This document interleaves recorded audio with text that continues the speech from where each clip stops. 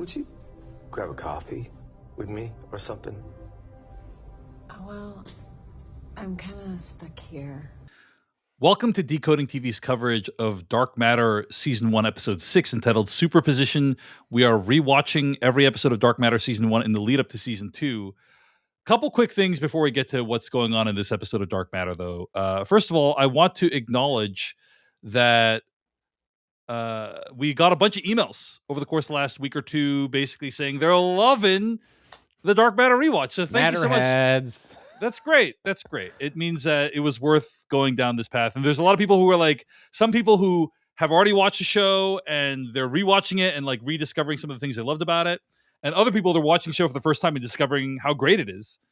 And that's great. So if you have any more kind words, always feel free to send them to decodingtv@gmail.com. We appreciate it.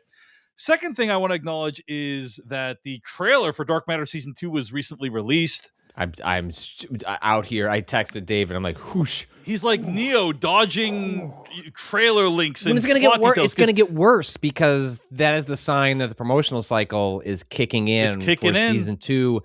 So I know nothing about what happens at the end, like as Season 1 progresses. I know many people are excited for a lot of really cool things. A lot of people are very excited to hear Patrick's reaction to the end of Season 1 of Dark Matter. And I am one of them. I've muted Dark Matter as like a term on like whatever social platforms I can to try and avoid whatever I can. So I'm going to do my best to remain. Unfortunately, I am chronically online as part of my job. So I am stuck to a. Am I in superposition? Am I spoiled or not spoiled?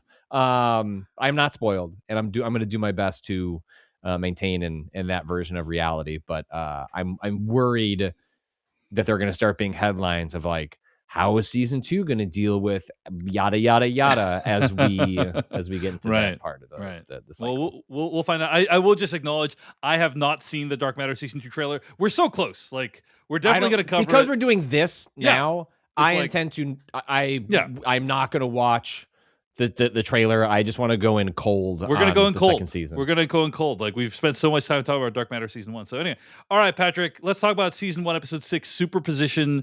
What did you think of the episode overall?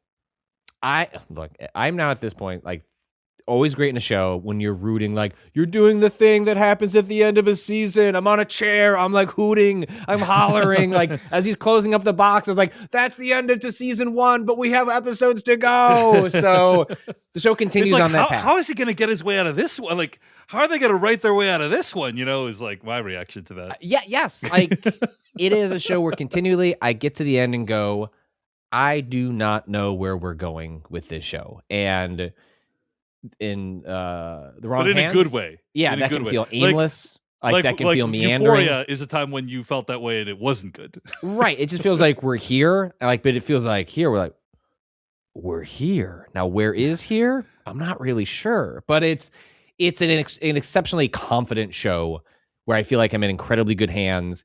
And even though I have genuinely no sense of how this season wraps up, how it would set up I have some inklings now. We're like, oh, okay, I feel like we're leaving some threads for I don't think the fate of certain characters is necessarily sealed as much as perhaps it may like feel in the moment. Who knows? Maybe I'm wrong on that as the episodes play out. But I feel like at this point I'm seeing some threads, like some sort of paths laid out where it could go in the future. But just wonderful episode. Like it continues. Like the spiraling of like this one Jason as the despair of the other Jason. Like the bedroom scene, like just a great show. Like I think the show, like now you feel like this full confidence, this full steam. And I fully understand now why people were, it's not like some of the other media, like this show clearly got lost in the, it's really cool that Apple likes to fund lots of big budget sci-fi shows, but they started to feel a little samey, or like just because it's big budget doesn't mean it's not mediocre. And that kind of happened, I think, and you could feel burned if you were just giving a chance on something. Like this is definitely one that is worth. It's not a chance. Like you're just gonna get a good show, and I think this episode teases a lot of really. It puts our Jasons in really, really interesting places. With how many episodes to go? 4 more to go? 7, 8, 9, 10? Yeah, 7, 8, and 9. There's only 9 episodes. Three. Okay. So All right. three episodes Still, left. like that's a lot of show to go.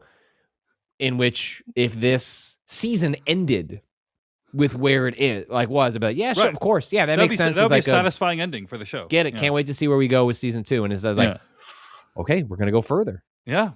I mean, I think what's great about this episode is it shows how the power of the box is a corrupting influence, right? Like you see Jason 1 struggle with, man, like I have the power to like change things in a way that I want, and I could feel like the evil, like, you know, the dark side like taking over, and if you had the power to manipulate the world to your will and take what you want, you know, what would stop you from doing that, right? Like your own morality. And that's something that I think he's struggling with in this episode, and I think that's like a really fascinating thing. But there's other great scenes as well, so let's get into it. At Jason 2's behest, Daniela starts painting again. Unaware of Charlie's nut allergy, Jason 2 accidentally feeds him ice cream that has nuts in it. At the emergency room, Daniela notices needle marks on Jason 2's arm and later confides in Blair, who suggests Daniela should follow him, end quote. Reading here from the Wikipedia plot summary. So, all right. I mean, look, Jason 2, he's overall doing a pretty bad job of fitting into Jason 1's life. and that's the crisis firm's explanation of how he's doing out here. So, but Patrick, he you know, I will say the scene where he gave his son ice cream feels a little forced to me. Like, why is he handing his son ice cream in the car? Like, who does this? It's unhinged behavior. But okay, they needed it to illustrate a point. But it made me wonder, Patrick Klepek, and if you don't feel comfortable sharing this, like, you know, I understand why. But like, if someone were to suddenly replace Patrick Klepek in his family life, you know, and how he interacts with kids, what's like one thing you know about your kids that random stranger from other dimension wouldn't know that would eventually lead to your undoing? Oh, that's a good one. I feel so. My kids are. I can't think of. They don't have any allergies, right? So I can't think of anything that would be like a dead giveaway. Like, oh, you're not the real Patrick. Yeah, and like literal like life or death sort of matters. Like neither of my kids have neither of my kids have a nut allergy or anything like that. I feel like it's like much more akin to. Is there like a fun like private like game you play with them or something that only you would know about, right? Or something like that. Like, you know, like I think it'd be like small thing. Like, so in this show, the kid's old enough that you don't have like a bedtime routine. Like the kid has their own life. You're involved in it. But the thing with young kids is you have like very specific, this is what we do at night. Right. Like the night. Everybody knows like what the last hour of the evening is. Right. It's like they know they get a treat. They brush their teeth. They put on pajamas. They come out. We watch trailers on the TV. We read a book. We watch a couple funny videos on either mom or dad's phone. Like this is a routine for years. And like it has a hyper specific order where if we break it, the kids call it out. It's like, well, you had a treat earlier. I know, but that's part of the routine is we get a treat. And a treat means like a gummy. You know what I mean? Like it's not like a whole tray. It's a slice of cheesecake from the Cheesecake Factory. Exactly. But I think that would be one of, I have no life or death ones, but like that would be one of those really early, like food prep for children is like often very specific before their palate potentially expands as they get older. And I think that one would, Daddy, you don't put cream cheese on my bagel. You know it's butter. Like stuff like that. I would never make that mistake. Right. But so you can imagine that if somebody did make the mistake of feeding their son nuts, that it would be like pretty unforgivable, I think. I am so thankful that neither my kid has to have that worry and I don't have to have that worry. It's like it's conceivable to me to make an error, like you go to a restaurant and forget to I guess, but like if it was true, like, you know, allergies also run a spectrum, right? Like there is like itchy or like but this is like this kid is gonna die because he had nuts. Some people can have that with like bee sting allergies. It seems inconceivable he would make this particular mistake as opposed to something more on a different spectrum of like not everyone made an innocent error. What do you mean inconceivable? Like it seems plausible to me that Jason 2 wouldn't know about the nut allergy. No. I mean, it's inconceivable he would make. If he was Jason 1, right? The ice cream one would never happen. But there's a scenario where like your kid could have something with nuts in it that everyone you're at a just restaurant, overlooked. you didn't know that the thing had like nut shavings in it or whatever. Something we forgot to add, right? Like, I've gotten this food before. Yeah, like those are all in a much more understandable box. Like this one, I think it's why it's such a blunt instrument. Is this like it's like this is something that a real Jason would never do. It would be something top of mind given how often nuts are in ice cream. You just would never do this. Right. Continuing the Wikipedia plot summary for the episode, after Jason 2 embarrasses her by displaying an unfinished painting at a charity auction, she overcomes her initial reluctance and follows him to his storage unit, finds the ampules, and enlists Ryan's help in discovering the compound within, end quote. And something that I just find really compelling about the show is, yes, Jason 2 is acting like a complete dumbass. You know, both of the Jasons honestly are kind of both sort of stupid in their own ways. But one is more sympathetic to the but it just is really it's really plausible that if you like spent months engineering your whole situation to kidnap a dude and replace his life, that you'd just be like, I want the best of both worlds. I want the life I used to have, like the good parts about the life I used to have, and also the stuff here. But what he cannot accept is that if you did trade places, you don't have a lot of the advantages you had before, right? No. You don't get to have the wife who is superstar artist, internationally known, right? Like you don't get to have that because of all the trade-offs you made. Like, and he can't accept that, and that strikes me as a very believable thing for someone to not want to accept. You know what I mean? Like, like I think I don't know if this has ever happened to you, Patrick, but if you've ever had a breakup and then you get together with someone like soon after and you want like the relationship to like be at the like, oh, I want her to know that I like this kind of food this way, right? I want like, to skip the first 6 months of getting to know each other. Just go straight to the right, and like that's a very like human impulse, I think, right? And so even though he's behaving incredibly recklessly, it's like it all tracks as something that someone might plausibly do in this situation. You know? 100%. Yeah. But yeah, like he doesn't even seem to recognize like why it's a problem that he did, put the painting out on display, and I was like horrified for her. I was like, this is terrible, this thing you're doing. What was your reaction, Patrick? Yeah. Well, and I love that, and that we got a version of a scene in the book that you mentioned in an earlier episode where she goes through like a litany of like little changes that she has noticed, like about like, shoes and flossing and yada, yada. Yeah. And we get a bunch of those in this, including a scene where it's just like, if you told me that those are just a passage from the book that was just hard lifted and like put into the scene, I'd believe you, because she goes over just like, it's not just one thing. It's like, there's all this small stuff too. Like suddenly he flosses. These 10 things that all like don't really make a ton of sense to me. And then you get to a big thing like the marks on his arm. But it makes total sense to me why the art scene is the breaking point for her. In some ways it's not actual physical life and death, but there's like an emotional life and death to the choice that he makes. It is something he would never have done. He would have known better. It's the red flag of the dress, and then the parading around in front of the employee. Like, he doesn't understand the relationship that she has with the people in the studio. And so I think for her, it is presented, I think rightly so, as egregious as the nut allergy episode, because it is just such a profound it's not a misreading, it's a misunderstanding of who this person is.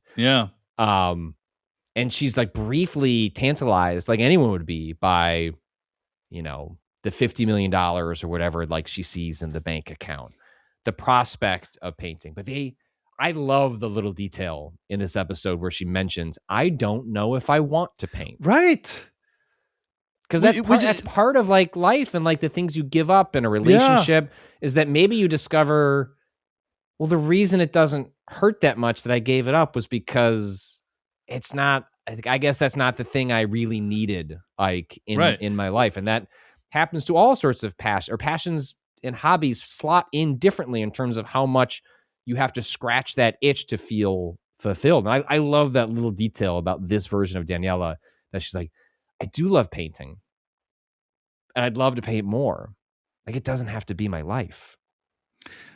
It's like Jason 2 feels like he's just trying to unlock. There's a Daniela I know in there who's like a superstar. I just need to unlock it. And it's like, that's not how people work. That's not how like life works. Yeah, like this is the whole conversation of like, what is intrinsic to a person? What is foundational to a person? Yeah. And painting is less than we think, I think is what the show is saying. Or it has a broader spectrum. Like it is probably a part of her, but it is not necessarily her whole world. And that every version of reality is just a different version that didn't nurture that becoming her whole world. Meanwhile, going back to the summary of the episode, Jason 1 tries to describe his world in writing to focus his mind to better the chances of finding his reality, but he and Amanda still end up visiting worlds similar but not identical to his own. Exhausted, they take the time to rest and explore their surroundings, end quote. This is definitely taken from the book where they're going from Chicago to Chicago, trying to find the right Chicago, and none of the Chicagos are correct. And yeah, kind of interesting. Also, by the way, the writing is also a thing that's in the book, where the idea is like, oh, they're trying to focus their mind. It's like if you write it down, that's a way to kind of make sure you're not thinking of anything else. Obviously, it has conjuring it in your mind, like a flashcard when you're trying to memorize, something. And it makes the writing helps you focus, basically. In a way. Yeah. Anyway, yeah. It makes me very curious because it does seem like something that the show has to answer. It doesn't have to make. It has to make sense only in the logic of the show. But if you're constantly wrestling with what makes a person makes someone who they are. Part of the reason he can only get 99.99% of the way to the Chicago he wants. How does he find the not just the needle in the haystack? I think the metaphor used here is like, a drop of sand in a desert. How do you find that? Like, what makes you this person? I'm so curious how the show answers that, because I have to imagine it's like something more specific than just like a vibe. I don't know. But it feels like that is part of what season 1 is working towards, is an answer. I will be surprised if season 1 doesn't end with him finding a way back to that world. Again, there's a season 2. Things are clearly not going to resolve cleanly. I would be surprised if season 1 didn't have him arriving at an answer, and then obviously more stuff has to happen. But I'm curious what the show's like emotional or technical response is going to be, the explanation for how he's able to arrive in that world. Because clearly, evil Jason, he's gone back and forth. He knows how to arrive at this one world. How is he repeatedly doing that? I'm curious to see how the show arrives at an answer, because it's not afraid to give answers. And again, it doesn't have to make sense. It just has to make sense within the world of dark matter. And I'm curious what answer it lands on. I wanted to shout out a couple Easter eggs, by the way. I don't know if you've noticed, but when they are in Chicago, they pass this theater in the background. I believe it's called the Logan Theater, right? Yeah, I lived around the corner from that at one point. So it's a real theater, and it shows movies, right? Yeah. And as FYI, like I meant to mention this last week, but basically, like, in an earlier episode of the show, you could see "It's a Wonderful Life" was playing at the Logan Theater on the marquee, which is like obviously has a lot of relevance to this show. And then in episode 5, there were 2 movies on the marquee: The Fugitive 2 and My Best Friend's Divorce, which I thought was very, very clever. So it's like, that's how you know they're in an alternate universe, because they have those movies came out.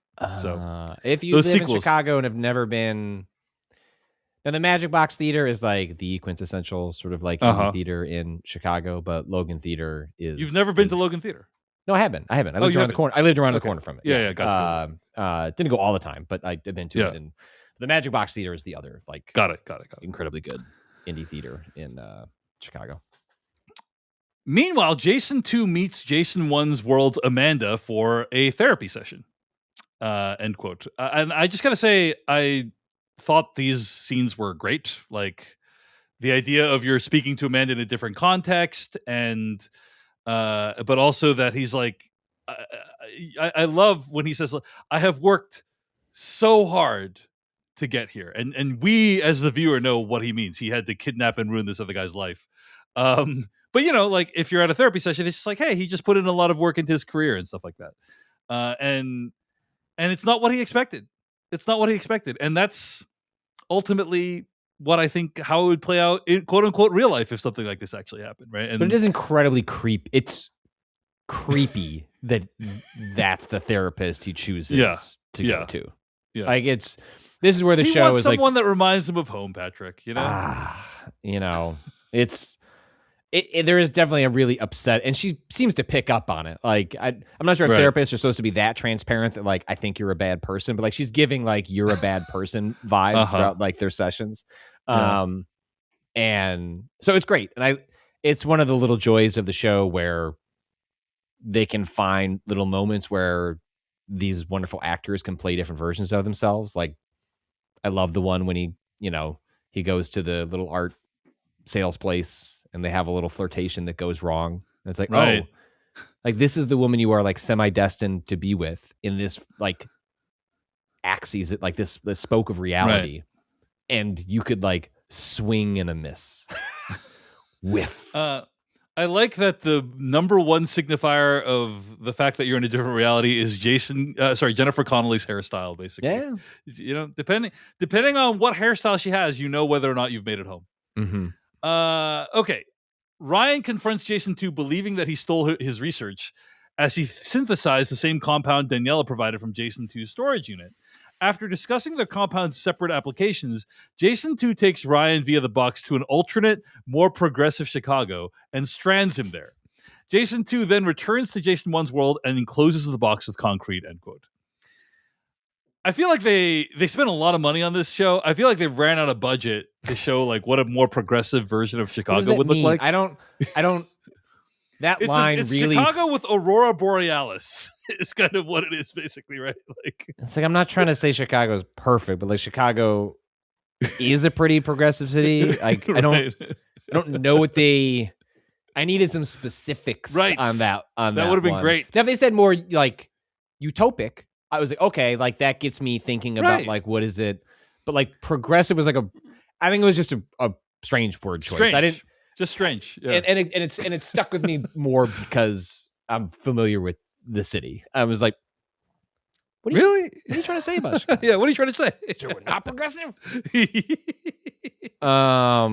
But I thought the way that scene played out was really great as Ryan like realizes like crawling what Jason's out of up my to. skin and realizing that he is like the moment he walks out and asks for the phone, I'm like, oh, I know what's gonna happen. Yeah. This is awful. Oh my God. Right. And then like Ryan realizing what happened, he's like, hey, look, I'm not gonna be a problem for you, like trying to basically beg for his life. But hey, maybe like the way Jason 2 justifies it is he's putting Ryan in a better place, right? Yeah, so this is when it feels like he's being condemned. This feels to me like this is a thread to be picked up on. Like we're leaving a really smart version of this character, like someone on the brink of a breakthrough. He just had not figured out the last bits of it. He's even asking questions about it. Like he knows which part he hasn't figured out. Right. Again, I have not watched season 2's trailer. I don't know where the rest of the season goes.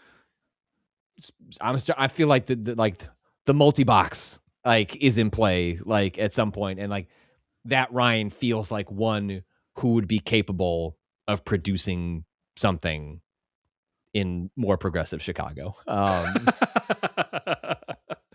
Yeah, of course he has no resources and no one knows who he is, and there might be another version of Ryan already there. But you have knowledge. You have knowledge. Right, what version of Ryan is there? Right. What did he like? In the same way that Evil Jason is able to come in and like immediately manifest $50 million because of his scientific knowledge. Right.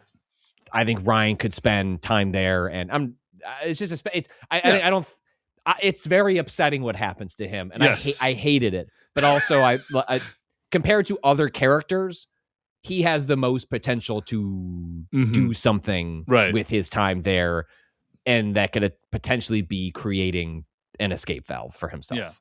Yeah. But I think you really get a sense of Jason 1 and Jason 2's potential for monstrousness in this episode, right? Like Jason 1 talks about how he wanted to kidnap another Jason, and Jason 2 takes this random dude that is like only vaguely onto him, like not even really onto him. He's not like, I'm gonna go to the police, Jason. He's just like only vaguely like, don't blow up my pharmaceutical deal, right? Like he's not gonna be like a huge problem for him, and he's like, forget it. You're like, I'm taking you away from home, and I'm giving you no path to return. It's like, okay, like that's in some ways, and I'm walling off the box because things are going so well in Jason 1's universe. I'm crushing it, replacing Jason 1's life right now. Like, and that's why I feel like the scene playing as like it's a death sentence is like, this is just evil Jason spiraling. Like the thing, if you wanted, then just kill him. Like just kill him. Well, again, he needs to justify it to himself. Like, he's bringing, that's what Amanda says. Like, he needs to have some way of justifying how he's not a monster. So I'm gonna bring him to a more progressive version of Chicago, where. Please make that the title of this episode. Any other thoughts of the episode, Patrick Klepek? I am upset we are watching this week to week, both because the potential for spoilers on where this goes, and because I just want to know what's going on. Yeah. So I am looking forward to tonight, probably immediately watching the next episode of the show. Awesome. So I can just get closer to not being spoiled. I wouldn't say that I think the show has some amazing filmmaking from like a technical perspective in general. It's very competent, right? It looks great. It's well acted. It's well lit and stuff. But I thought the way that the concrete box was depicted at the end of the episode was pretty awesome. Like, yeah. They did it in a time, like this guy shows up, you don't know what he's doing, and then they show like them like putting this thing up, and it's like it's this horrifying sinking feeling you get when you're watching. Like, like how it was already hard enough for Jason to get back home without the concrete box. Like, now how is he going to do it? How is he going to do it? I don't know. Show over. Hey everyone, David Chen here. Thank you so much for watching that video from Decoding TV. If you want to get an audio version of the show, all you got to do is go to podcast.decodingtv.com. And if you want to support what we do, get ad-free episodes of the podcast and also bonus episodes of the podcast, go to decodingtv.com and become a paid member. Of course, you can also like and subscribe for more. We appreciate it. Thanks. See you later.